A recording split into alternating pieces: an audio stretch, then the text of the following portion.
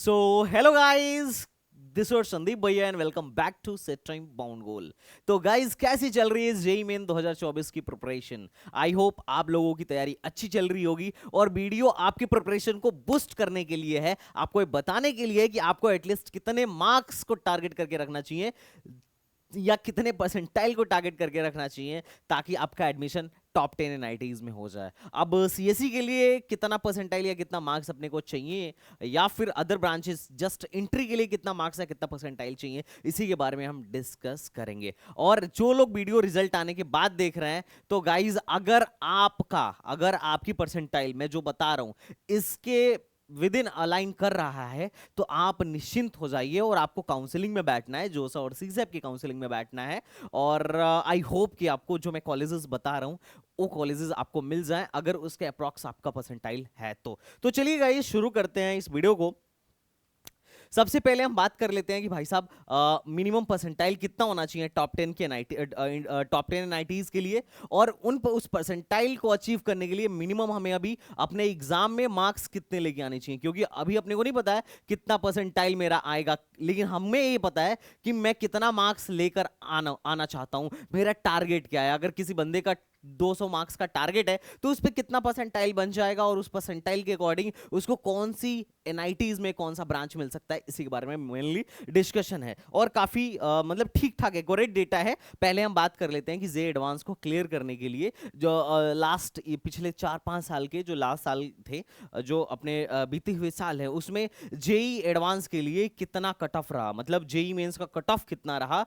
क्योंकि हर साल 2.5 लाख से ज्यादा बच्चे, ऑलमोस्ट ऑलमोस्ट 2.5 लाख अप्रॉक्स बच्चे क्या होते हैं जे एडवांस के लिए क्वालिफाई किए जाते हैं। और बाकी बच्चों को क्या किया जाता है, लगभग जो भी फॉर्म गिरता है 12-14 लाख फॉर्म जो गिरता है, उसमें क्या है कि 2.5 लाख बच्चों को एडवांस के लिए भेज दिया जाता है और बाकी बच्चों को एडवांस के लिए डिस्क्वालीफाई कर दिया जाता है। तो जो बाकी बच्चे हैं वो फिर क्या करते हैं, तो वो लोग अदर स्टेट में या फिर किसी और इंजीनियरिंग कॉलेज में उसी जेई मेन के स्कोर के बेसिस पे अपने एडमिशन के लिए काउंसलिंग कराते हैं। और अगर आपका कट ऑफ क्लियर नहीं भी होता है तो भी बहुत सारे गवर्नमेंट इंजीनियरिंग कॉलेज आपको एडमिशन ऑफर करते हैं। लेकिन अगर आपका कट ऑफ क्लियर हो रहा है, इसका मतलब ये नहीं है कि आपको आईटी एनआईटी मिल जाएगा। आईटी के लिए आपको जे एडवांस देना पड़ेगा फिर से, और एनआईटी के लिए आपको देखना पड़ेगा कि आपका जो परसेंटाइल है, आपका जो स्कोर आया है, आपकी जो रैंक आई है, उस पे कोई भी एनआईटी आपको ऑफर हो रही है कि नहीं हो रही है। आल्दो आप भी जोसा की काउंसलिंग करा सकते हैं, बट मुश्किल रहता है अगर आप क्वालिफाई नहीं कर रहे हो, तो बहुत मुश्किल होता है एडमिशन होना।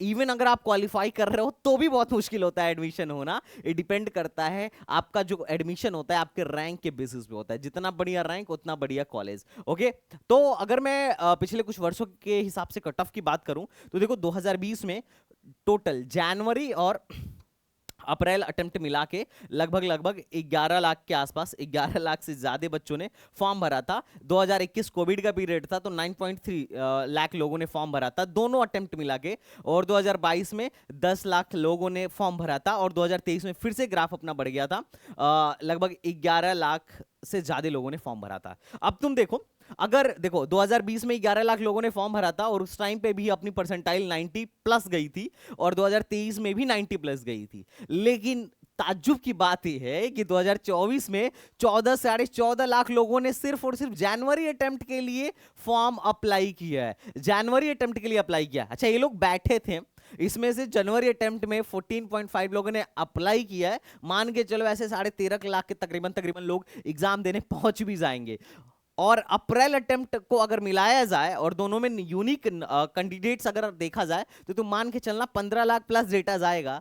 तो इतने ज्यादा लोग इस बार बैठ गए, मतलब पूरे 4-5 साल में अगर मैं देखूं तो सबसे ज्यादा कैंडिडेट इसी साल बैठे हैं। और तुम यकीन मानना 2023 से मोस्ट प्रोबेबली ज्यादा ही कट ऑफ जाएगा। मैंने एक अनुभव के हिसाब से मैंने एक तुम्हें एक बैंड दे दिया है कि लगभग लगभग इससे प्लस में अपना कट ऑफ जाने वाला है। जैसे अगर कोई बंदा जनरल का है तो 91 परसेंटाइल प्लस कट ऑफ जा सकता है, ईडब्ल्यूएस का 78 परसेंटाइल प्लस कट ऑफ जा सकता है, इसी के आसपास रहेगा, कम भी हो सकता है ज्यादा भी हो सकता है।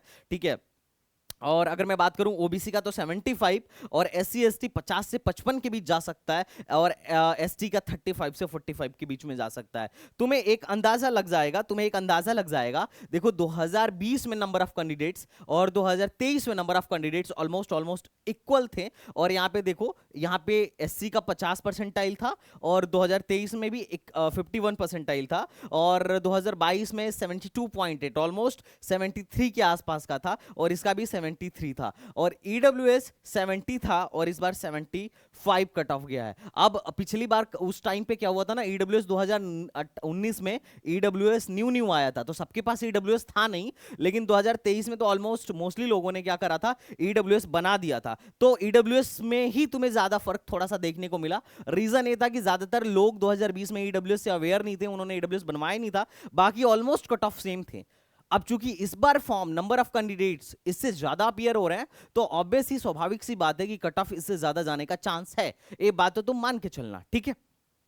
ये तो रही भाई इस एग्जाम को क्रैक करने के लिए, जेई मेन को क्रैक करके जे एडवांस के एग्जाम में बैठने के लिए कितना कट ऑफ जाने वाला है, तो उसका एक बेसिक आइडिया तुमको लग गया होगा। ओके, अब बात करते हैं कि जो टॉप की 10 एनआईटीज हैं उसमें अगर एडमिशन लेना हो तो भाई साहब हमें कितना मार्क्स एक टारगेट बना के चलना चाहिए, कितना परसेंटाइल है तो चांस बन रहा है कि हो जाएगा, और लगभग लगभग क्या रैंक, किस रैंक पे पिछले साल मिला हुआ था। तो इसका बेसिक मैं तुम्हें आइडिया पहले देता हूं। देखो ये हमारी टॉप 10 एनआईटीज हैं। NIT Trichy,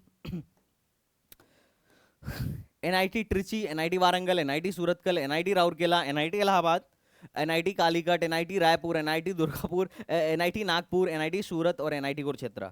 this are top 10 NITs. और यकीन मानो, पहली बात तो एनआईटीज के लिए भीड़ भाड़ इसलिए है क्योंकि एनआईटीज में उन बच्चों की फीस नहीं लगती है जिनके पेरेंट्स की इनकम 1 लाख से कम है। जबकि ट्रिपल आईटी में क्या होता है, ऐसे फीस माफ नहीं होता है। यहाँ पे 100% ट्यूशन फीस वेवियर मिलता है एनआईटीज में, अगर आपके पेरेंट्स की इनकम 1 लाख से कम है, या आपके पास इनकम सर्टिफिकेट 1 लाख से कम का है। तो अगर 5 लाख से कम है तो भी फी वेवर मिलता है, ठीक है, लेकिन 100% नहीं 50% मिलता है। लेकिन ट्रिपल आईटीज में ऐसा नहीं होता है। ट्रिपल आईटीज की फीस बहुत महंगी है, लगभग लगभग 2.5-3 लाख तक। कुछ ट्रिपल आईटीज जैसे धारावाड़ वगैरह तो साल के 4-4 लाख का बैंड बना देते हैं आपका। और एनआईटीज में क्या है कि अगर कोई गरीब बंदा है तो आराम से फ्री में जाके अपना बीटेक करे, कोई दिक्कत वाली बात नहीं है। मतलब अगर आपको इंजीनियरिंग करना है ना, तो इसके लिए पैसे से ज्यादा मेहनत की जरूरत है, जज्बे की जरूरत है। एक गरीब से गरीब घर का बंदा, गरीब से गरीब घर का कैंडिडेट भी बीटेक कर सकता है फ्री ऑफ कॉस्ट एनआईटीज में जाकर। और इतना बढ़िया प्लेसमेंट अपॉर्चुनिटी, इतना बढ़िया इन्वायरमेंट है यहाँ पे।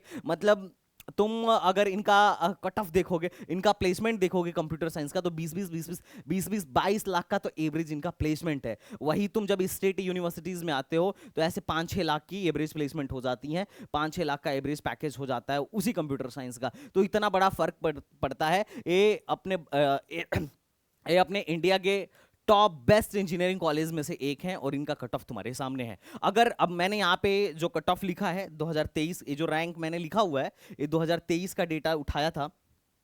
अभी जो पिछला साल हमारा गुजरा है उसी का हमने डेटा लिया है, 2023 का डेटा हमने लिया हुआ है, और ये सीसैब राउंड का है। अब चूंकि हम मिनिमम की बात कर रहे हैं कि मिनिमम पिछले साल कितना रैंक था कि बच्चे का एडमिशन हो गया है, तो अब जो तुम्हें लेके आना है इससे प्लस में ही लेके आना है, इसके माइनस में, इससे कम पे तो कोई होने का चांस ही नहीं है। रीजन ये है कि एक तो नंबर ऑफ कैंडिडेट्स बढ़ गए हैं, और दूसरा ये है कि ऑलरेडी सीसैब राउंड का डेटा है। मतलब लास्ट इस रैंक वाले बंदे को एनआईटी ट्रिचीपल्ली में कंप्यूटर साइंस मिला था, इसके बाद किसी को नहीं मिला था। तो तुम्हें कोशिश ये करना है कि इससे बेहतर ही हो, क्योंकि ऑलरेडी मैं तुम्हें लास्ट बाउंड्री दिखा रहा हूं। अगर बाउंड्री पार है, जैसे अगर तुम इसके अंदर हो 1679 रैंक के अंदर हो, जैसे तुम 1100 रैंक के अंदर हो, तो यू कैन एक्सपेक्ट। बट अगर तुम 1700 रैंक के अंदर हो तो बड़ा मुश्किल है ये। हालांकि ये डिपेंड करेगा काउंसलिंग पे और तुम्हारे आने वाले कट ऑफ पे और बहुत सारी चीजों पे डिपेंड करेगा। लेकिन तुम्हें ये कोशिश करके रखना है कि इसके अंदर ही तुम्हारी रैंक आए, इससे बढ़िया ही तुम्हारी परसेंटाइल हो। अगर मैं सीएससी 99.8 बता रहा हूं तो तुम्हारी कट ऑफ होनी चाहिए 99.9। बात समझ रहे हो? क्योंकि ये सीसैब राउंड का डेटा है, सीसैब का राउंड का डेटा फ्लैक्चुएट करता है, जोसा का डेटा नहीं है, ठीक है। ओके तो चलो हम बात करते हैं। अब मैंने एक सबसे बेस्ट वाली ब्रांच ली है और सबसे लोवेस्ट वाली ब्रांच ली है। इससे तुम्हें अंदाजा लग जाएगा कि अगर एनआईटी ट्रिची में एंट्री मारना हो तो हमारी कितनी रैंक, कितनी परसेंटाइल या कितना मार्क्स होना चाहिए। I think you are getting my point. Okay video थोड़ी सी लंबी हो सकती है बट पेशेंस के साथ देखना, बहुत सारी चीजें तुम्हें पता चलेंगी। यूट्यूब पे ऐसी वीडियो कहीं नहीं मिलने वाली है। This is the number 1 channel of UP. अगर आप काउंसलिंग करवाना चाह रहे हो या कॉलेज रिलेटेड, कॉलेज इन्फॉर्म या कॉलेज से रिलेटेड इन्फॉर्मेशन लेना चाहते हो तो this is the best channel, सबसे ज्यादा ट्रस्टेबल चैनल है। हम किसी का पैड प्रमोशन नहीं करते हैं, हम सिर्फ और सिर्फ बच्चों के हित में काम करते हैं। ओके गाइस तो चलो भाई शुरू करते हैं। एनआईटी ट्रिची में अगर आप लास्ट ईयर जो एंट्री के लिए जो रैंक था वो 1679 था। मैंने सिर्फ जनरल कट ऑफ लिया है और जनरल के हिसाब से बता रहा हूं। अगर ओबीसी वाला बंदा इसके बाहर भी है तो एक्सपेक्ट कर सकता है एक आध परसेंटाइल, ठीक है। और इससे बाहर रैंक पे भी ओबीसी का एडमिशन हो सकता है, एससी एसटी का एडमिशन हो सकता है। अब चूंकि सबका लिखता तो वीडियो बहुत बड़ा होता, तो इसीलिए मैं अभी लिमिटेड लिख रहा हूं। अगर तुम्हें रिक्वायरमेंट हो तो कमेंट बॉक्स में बताना, सबके लिए मैं बता दूंगा, कोई इशू नहीं है। सीएससी के लिए लगभग 1679 रैंक पे लास्ट ईयर एनआईटी ट्रिची में एडमिशन हुआ था और इसकी जो परसेंटाइल थी 99.8 प्लस परसेंटाइल बनी थी। और इसके लिए जो एक्सपेक्टेड मार्क्स था, अब देखो अब क्या होता है कि जेईई मेन में कई शिफ्ट में एडमिशन होता है, कई शिफ्ट में एग्जाम होता है। तो कुछ शिफ्ट इजी होता है, कुछ शिफ्ट मीडियम होता है, कुछ शिफ्ट हार्ड होता है। तो दिस इज ये हार्ड शिफ्ट का है और ये सबसे इजी वाले शिफ्ट का है और बाकी मीडियम वाला इसके बीच में ले लेना। तो 234 नंबर से लेके 265 नंबर के बीच में ये this is easy to this is hard to easy, easy to hard.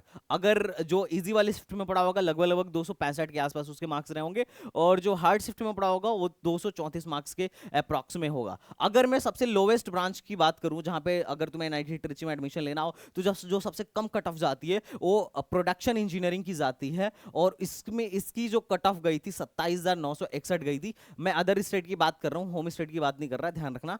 Percentile इसके लिए मिनिमम 97 परसेंटाइल होनी चाहिए और 172 से 143 मार्क्स के बीच में अगर आपका है तो आप एडमिशन एक्सपेक्ट कर सकते हो लास्ट ईयर के अकॉर्डिंग। लेकिन इस ईयर अगर आप जा रहे हो एडमिशन तो मार्क्स में कम से कम 5-7 नंबर तो जोड़ के ही रखना, 5-7 नंबर तो जोड़ के ही रखना, क्योंकि नंबर ऑफ कैंडिडेट्स इस बार बढ़ चुके हैं। अगर मैं कंप्यूटर साइंस की बात करूं तो लास्ट ईयर जो रैंक थी 2639 थी और लगभग 99। अगर मैं वारंगल की बात करूं, दूसरे नंबर का एनआईटी है, अगर मैं इसके लिए परसेंटाइल की बात करूं तो 99.6 प्लस, मिनिमम 6 प्लस, इससे कम में तो काम ही नहीं बनेगा। और इसके लिए एक्सपेक्टेड मार्क्स 210 से लेकर 245 के बीच में आप एक्सपेक्ट कर सकते हो। अगर बायोटेक की बात किया जाए तो बायोटेक सबसे लोवेस्ट ब्रांच है जहां एनआईटी वारंगल में अगर एंट्री लेनी है तो बायोटेक जैसे ब्रांच में आप एडमिशन ले सकते हो। इंजीनियरिंग की मैं बात कर रहा हूं तो यहां पे 35,000 रैंक तक एडमिशन हो जाता है, लेकिन इसके लिए आपको सीसैब राउंड तक रुकना पड़ेगा और अगर आप पेशेंस रखो तो हो जाता है एडमिशन, ठीक है।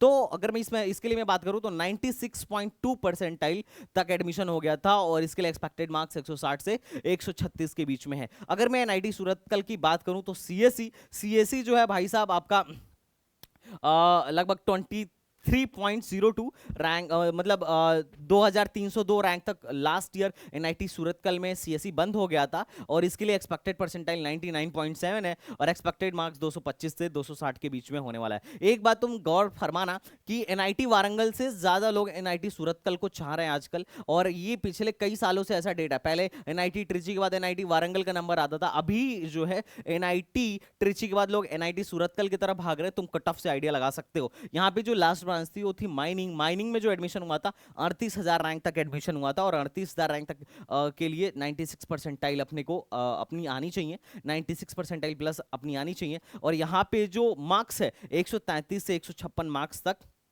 अगर हार्ड वाली शिफ्ट में 133 मार्क्स और इजी वाले शिफ्ट में 156 मार्क्स अगर है तो आप 96 परसेंटाइल तक एक्सपेक्ट कर सकते हो और उस केस में आपको लास्ट ईयर के अकॉर्डिंग सूरतकल मिल सकता है। लेकिन मैंने वही बात बोला कि इस ईयर नंबर ऑफ कैंडिडेट्स ज़्यादा हैं तो इन मार्क्स में 5-7 नंबर तो तुम जोड़ के ही रखना मिनिमम। अगर मैं बात करूँ उसके बाद वाली एनआईटी तो दैट इज एनआईटी राउरकेला। इसका भी प्लेसमेंट बहुत शानदार है। और एनआईटी सूरतकल के बारे में एक बात बताना मैं भूल गया भाई साहब, क्या शानदार कैंपस है, मतलब तुम अंदाजा नहीं लगा सकते कैंपस लाइफ कितनी शानदार है, मतलब गजब का है। ओके, एनआईटी राउरकेला में कंप्यूटर साइंस जो है 4,218 तक मिला था, बायोमेडिकल 49,000 रैंक तक मिला था, ये जो सबसे लोवेस्ट ब्रांच है।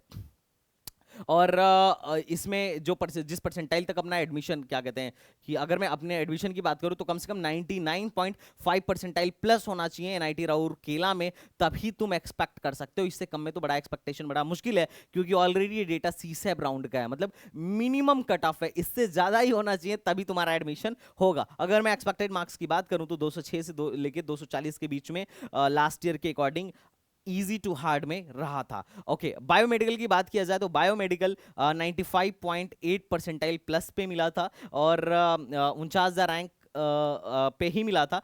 लास्ट जिस बंदे को मिला था उसकी रैंक 49,496 थी और इस पे एडमिशन के लिए इजी शिफ्ट में 153 मार्क्स से लेके हार्ड शिफ्ट में 130 मार्क्स तक एक्सपेक्टेड है। ओके अब नेक्स्ट कॉलेज की बात करते हैं, ये उत्तर प्रदेश में है, एनआईटी इलाहाबाद। काफी शानदार कॉलेज, मतलब ऐसे कह लो कि इस कॉलेज का जो एवरेज पैकेज है ऐसे मतलब सारी ब्रांच को मिला के ऐसा ये तुम्हें लगभग लगभग ऐसा पड़ेगा 13-14 लाख के आस मतलब 13-14 लाख के आसपास का। एनआईटी इलाहाबाद में जो सबसे खराब जो सबसे लोएस्ट ब्रांच है वो है बायोटेक और प्रोडक्शन, और बायोटेक का भी एवरेज पैकेज है 10.5 लाख का। तो तुम अंदाजा लगा, और एवरेज परसेंट 10.5 लाख का और प्लेसमेंट परसेंटेज 88% लोगों का प्लेसमेंट हुआ था। तो सबसे खराब ब्रांच का यही परसेंटेज है, तुम जाके इस चीज को चेक भी कर सकते हो। और यहाँ पे जो कंप्यूटर साइंस है 48,000 पे क्लोज हुआ था, और इसकी जो परसेंटाइल है ऑलमोस्ट सीएससी के लिए 98.5 प्लस ही बनेगी, इससे कम में तो बड़ा मुश्किल है।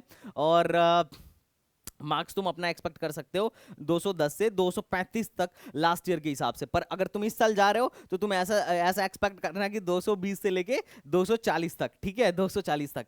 ओके, अगर मैं इसके लास्ट ब्रांच की बात करूं बायोटेक, तो ये 38,000 पे क्लोज हुआ था और 96 परसेंटाइल मिनिमम तुम्हारी होनी चाहिए, और 156 से 133 मार्क्स के बीच में तुम एक्सपेक्ट कर सकते हो। अगर हार्ड शिफ्ट में पढ़े तो 133 मार्क्स प्लस, और अगर इजी शिफ्ट में पढ़े तो 156 मार्क्स प्लस। ओके, अब नेक्स्ट एनआईटीज की बात करते हैं, that is NIT Calicut. NIT Calicut, अब देखो अगर तुम्हारी जैसे 99.4 अगर आ रही है तुम्हारी और सीएससी नहीं मिलता है तो परेशान होने वाली बात नहीं है। सीएससी के बाद यहाँ पे और भी ब्रांचेज होती हैं, जैसे information technology, CSC with artificial intelligence, CSC with data science, mathematics and computing. ये सारा कंप्यूटर साइंस फैमिली की ही ब्रांचेज हैं, उन्हीं की स्पेशलाइजेशन है। तो अगर तुम्हारा इतना भी आ जाता है और कोर सीएससी अगर नहीं मिल पाता है तो उसकी स्पेशलाइजेशन इस कॉलेज में मिल सकती है, तो परेशान मत होना, ठीक है, ज्यादा परेशान तुम्हें होने की आवश्यकता नहीं है। ओके, एनआईटी कालीगढ़ में अगर मैं कंप्यूटर साइंस की बात करूं तो 6,000 रैंक तक कंप्यूटर साइंस बंद हुआ था,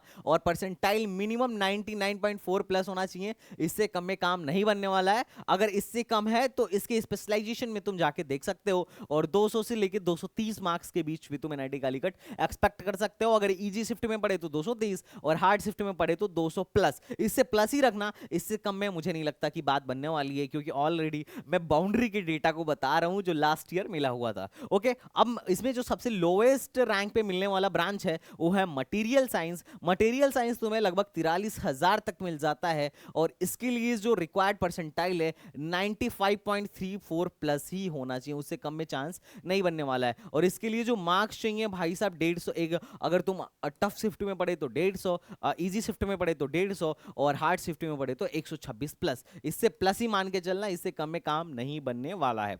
अगर मैं एमएनआईटी जयपुर की बात करूं तो कंप्यूटर साइंस जो है लगभग 5,000 रैंक पे जाके बंद हुआ था, और इसके लिए जो परसेंटाइल की रिक्वायरमेंट थी और 99.5 परसेंटाइल थी। और अगर मैं मार्क्स की बात करूं तो 232 अगर इजी शिफ्ट में पढ़े तो 232 प्लस, और हार्ड शिफ्ट में पढ़े तो 208 प्लस।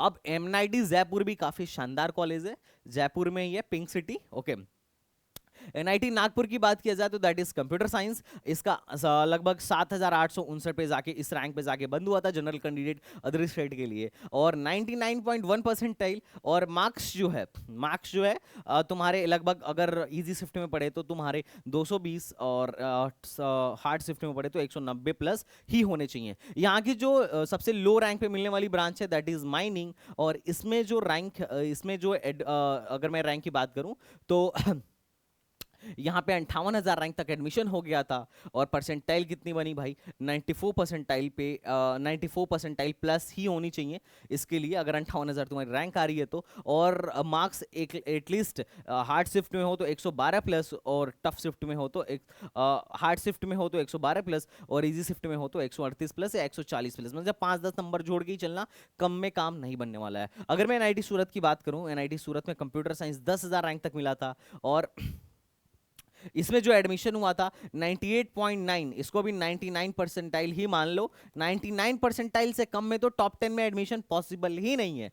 बात समझ रहे हो? अगर तुम्हें कंप्यूटर साइंस ब्रांच चाहिए तो मिनिमम 99 परसेंटाइल चाहिए टॉप 10 के लिए। हाँ, अगर मैं नॉर्थ ईस्ट की तरफ बढ़ूंगा ना तो कम हो जाएगा, 98, 98.5, 97.8 यहां तक चला जाएगा। लेकिन अगर तुम्हें टॉप 10 में जाना है तो सीएससी के लिए 99 परसेंटाइल से तो कम सोचो ही मत।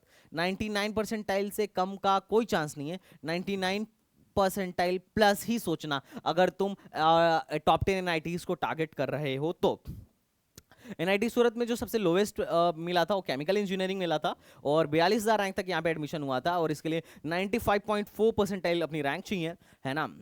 अच्छा, अगर तुम ऐसी वैसी हो ना तो ज्यादा परेशान मत हो ना, तुम्हारी 2 लाख रैंक तक पे भी एडमिशन, मतलब 1.5-2 लाख रैंक तक पे भी एडमिशन हो जाता है। कंप्यूटर साइंस में तो नहीं होता है, पर लो से लो ब्रांच में हो जाता है, जैसे कि तुम्हारा मटेरियल साइंस हो गया, मेटलर्जी हो गया, केमिकल हो गया, ओके, तो तुम्हें परेशान होने की जरूरत नहीं है।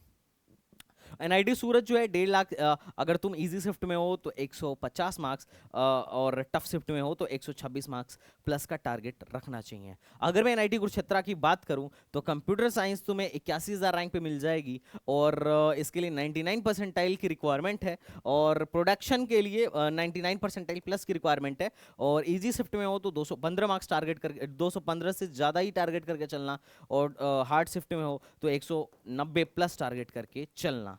अब प्रोडक्शन की थोड़ी सी बात करें अगर हम, तो प्रोडक्शन यहाँ पे 45,000 रैंक तक मिल जाती है, और इसके लिए 95.3 परसेंटाइल, और जो लोवेस्ट मार्क्स है अपना 145 से 120, मतलब अगर इजी शिफ्ट में पढ़ रहे हो तो 145 प्लस, और टफ शिफ्ट में पढ़ रहे हो तो 120 प्लस टारगेट करके चलना। अब यहां से कुछ निष्कर्ष पहले निकालने दो। पहला, कि अगर टॉप के एनआईटीज में, पहला निष्कर्ष बनता है कि अगर टॉप के एनआईटीज में सीएससी चाहिए तो कम से कम 99 परसेंटाइल प्लस होना चाहिए, अदरवाइज सीएससी नहीं मिलने वाला है। दूसरा, अगर एडमिशन चाहिए, अगर एडमिशन चाहिए तो मिनिमम 95 परसेंटाइल होनी चाहिए, मिनिमम 95 परसेंटाइल होनी चाहिए। अगर आपको एडमिशन चाहिए तो हाँ, कभी कभी 94.5 पे भी एडमिशन हो जाएगा। तो अगर तुम्हें टॉप के एनआईटीज में बस एंट्री मारना है कि भैया हम हाथ जोड़ के एनआईटीज में घुस जाना चाहते हैं, चाहे जो भी मिल रहा है, तो कम से कम तुम्हारा 94.5 प्लस होना चाहिए, या यूं कहो तो 95 प्लस होना चाहिए। उससे कम में कोई तुम्हारा काम बनने वाला नहीं है। ये तो तुम्हें आइडिया लग गया होगा, ये टॉप 10 के एनआईटीज का डाटा था। लेकिन थोड़ा सा रिलैक्सेशन मिल जाता है इन कोर्सेज में। अब चूंकि ये एमएससी बीटेक के कोर्सेज नहीं है, ये एमएससी के कोर्सेज है, मतलब मास्टर्स कराते हैं यहाँ पे, बीएससी और एमएससी इंटीग्रेटेड होता है, तो इनका प्लेसमेंट उतना अच्छा नहीं होता है। ये मैंने देखा है। तुम प्लेसमेंट ब्राउचर निकालो, पहली बात इंजीनियर की डिग्री नहीं देते हैं, मतलब अगर तुम यहाँ से मान लो एमएससी फिजिक्स वारंगल से कर लिए तो तुम नहीं लगा सकते कि इंजीनियर संदीप विश्वकर्मा, अपने नाम के आगे तो इंजीनियर लगा ही नहीं सकते, क्योंकि तुम इंजीनियरिंग नहीं कर रहे हो, है ना। इवन एमटेक करने, एमएससी के बाद एमटेक कर सकते हो, लेकिन फिर भी नहीं लगा सकते हो, ठीक है, पहला बात। दूसरा बात, इनका प्लेसमेंट उतना अच्छा नहीं है, हालांकि प्लेसमेंट है, मैं मना नहीं कर रहा कि प्लेसमेंट है ही नहीं, प्लेसमेंट है, पर उतना अच्छा नहीं है जितना कि इंजीनियरिंग में है। इनसे बढ़िया एक लो से लो बीटेक ब्रांच का प्लेसमेंट है, बट फिर भी लोग, कुछ लोग जाते हैं, तो उनके लिए डेटा मैंने दिखा दिया कि देखो, एमएससी फिजिक्स में 37,000 रैंक पे एडमिशन हुआ है वारंगल में, और एमएससी मैथ्स में 63,000 रैंक, और एमएससी केमिस्ट्री में 48,000 रैंक तक एडमिशन हुआ था, ठीक है। राउरकेला की बात करूं तो 56,000 इसके लिए मार्क्स है। अगर मैं लोवेस्ट बोलूं ना, लोवेस्ट ये लाइफ साइंसेज है, जिसमें 83,000 रैंक तक एडमिशन हुआ था, और सूरत में सबसे लो रैंक पे एडमिशन होता है। अगर 1 लाख प्लस रैंक है तो last year 1 lakh plus rank वाले को एनआईटी सूरत में एडमिशन मिल गया था, और उसके लिए मात्र 75 नंबर चाहिए थे, जो हार्ड शिफ्ट में पढ़ा था। 75-80 जिसका रहा होगा उसका हो गया होगा, और जो इजी शिफ्ट में रहा होगा उसका 105 से लेके 110 मार्क्स के बीच में अगर रहा होगा तो उसका एडमिशन हो गया होगा।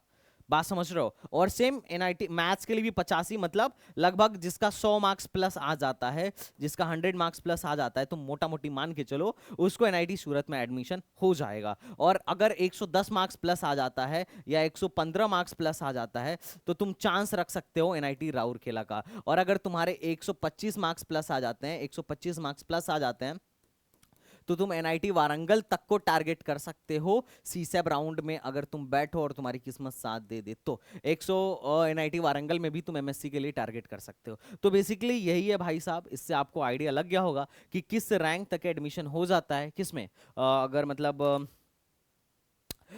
ऐसे मतलब एमएससी वाले कोर्सेज में अगर एडमिशन लेना हो तो। ओके गाइज, तो आई होप आपको क्लियर हो गया होगा कि टॉप 10 के लिए 99 परसेंटाइल से कम पर कोई हमारी दाल गलने वाली नहीं है, और जस्ट इंटरव्यू मारना हो तो कम से कम 95 परसेंटाइल प्लस ही चाहिए, उससे कम में भी दाल गलने वाला नहीं है। और उससे कम दाल कहाँ गलेगा? एमएससी वाले कोर्सेज में गलेगा। तो ये पीपीटी आपको टेलीग्राम चैनल पे भी मिल जाएगी, आप इसको सेव करके रख लीजिएगा और ये वीडियो भी सेव कर लीजिएगा, और ये चैनल आपके लिए बहुत ही ज्यादा काम आने वाला है पूरे काउंसलिंग में। तो आई होप आपको समझ में आ गया होगा। तो चलिए मिलते हैं नेक्स्ट वीडियो में, तब तक के लिए बाय बाय, टाटा एंड जय हिंद। और आपको नेक्स्ट वीडियो किस पे चाहिए मुझे बता दीजिएगा। तो चलिए चलते हैं, जय हिंद।